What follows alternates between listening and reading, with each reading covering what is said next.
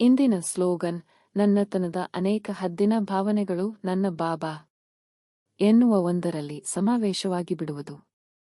ಅಕ್ಕ, ನನ್ನತನ ಎಂದರೆ ನಿಜವಾಗಿಯೂ ಏನು?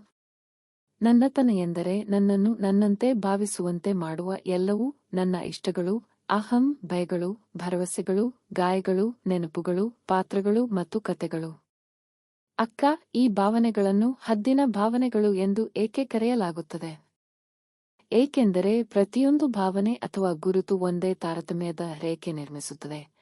ನಾನು ಇದಾಗಿದ್ದೇನೆ, ಆದರೆ ಅದು ಅಲ್ಲ. ನನಗೆ ಇದು ಇಷ್ಟ, ಅದೇನೂ ಅಷ್ಟಿಲ್ಲ. ಇವು ನನ್ನ ಅಸ್ತಿತ್ವವನ್ನು ರೂಪಿಸುವ ಭಾವನಾತ್ಮಕ ಬೇಲಿಗಳಂತೆ, ಆದರೆ ಶಾಂತವಾಗಿ ನನ್ನನ್ನು ಸೀಮಿತಗೊಳಿಸುತ್ತವೆ. ಅಕ್ಕ, ಈ ಎಲ್ಲಾ ಭಾವನೆಗಳು ನನ್ನ ಶಿವ ತಂದೆಯಲ್ಲಿ ವಿಲೀನವಾದಾಗ ಏನಾಗುತ್ತದೆ?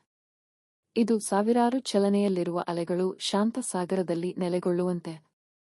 ಆ ಎಲ್ಲಾ ಪ್ರತ್ಯೇಕ ಗುರುತುಗಳು ತಮ್ಮ ಶಬ್ದವನ್ನು ಕಳೆದುಕೊಂಡು ಒಂದು ಮೌನ, ಸುರಕ್ಷಿತ ಭಾವನೆಯಲ್ಲಿ ವಿಶ್ರಾಂತಿ ಪಡೆಯುತ್ತವೆ. ನಾವು ಶಿವ ತಂದೆಗೆ ಸೇರಿದವರು. ಅವರು ನಮಗೆ ಸೇರಿದವರು. ಆ ಕ್ಷಣದಲ್ಲಿ ಬೇರೇನೂ ಅಗತ್ಯವಿಲ್ಲ. ಅಕ್ಕ, ಈ ಸಮಾವೇಶದಿಂದ ನನ್ನತನ ಅಳಿದು ಹೋಗುತ್ತದೆ. ಅದು ನಾಶವಲ್ಲ, ಅದು ಮುಕ್ತಿಯ ಪ್ರಕ್ರಿಯೆ. ಇದು ದೀರ್ಘ ನಾಟಕದ ನಂತರ ಭಾರವಾದ ವೇಷಭೂಷಣಗಳನ್ನು ತೆಗೆದುಹಾಕಿದಂತಿದೆ.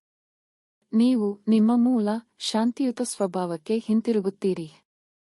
ಅಕ್ಕ, ನನ್ನ ಶಿವ ತಂದೆ ಎಂಬ ಒಂದೇ ಒಂದು ಭಾವನೆ ಏಕೆ ತುಂಬಾ ಶಕ್ತಿಶಾಲಿಯಾಗಿದೆ? ಏಕೆಂದರೆ ಅದು ಕೇವಲ ಒಂದು ಆಲೋಚನೆಯಲ್ಲ, ಇದು ಆತ್ಮ ಮಟ್ಟದ ಗುರುತಿಸುವಿಕೆ.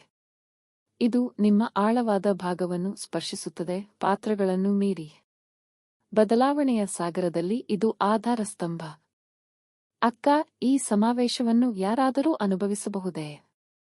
ಹೌದು. ಆತ್ಮವು ಶಿವ ತಂದೆಯನ್ನು ಪ್ರೀತಿಯಿಂದ ನೆನಪಿಸಿಕೊಳ್ಳುತ್ತಿದ್ದಂತೆ ಭಾವನೆಗಳ ಅಸ್ತವ್ಯಸ್ತತೆಯು ಸದ್ದಿಲ್ಲದೆ ಕರಗುತ್ತದೆ. ಸೂರ್ಯನ ಬೆಳಕಿನಲ್ಲಿ ಮಂಜುಗಡ್ಡೆ ನೀರಾಗಿ ಬದಲಾಗುವಂತೆ. ಧನ್ಯವಾದ ಅಕ್ಕ, ನನಗೆ ಜೀವನದ ನಿಜವಾದ ಮೌಲ್ಯಗಳನ್ನು ತಿಳಿಸಿದ್ದಕ್ಕಾಗಿ. ಶಿವ ತಂದೆ, ನಿಮ್ಮ ಸ್ಮರಣೆ ಮತ್ತು ಶಾಂತಿಯೇ ನಿಜವಾದ ಸಂಪತ್ತು. ಓಂ ಶಾಂತಿ.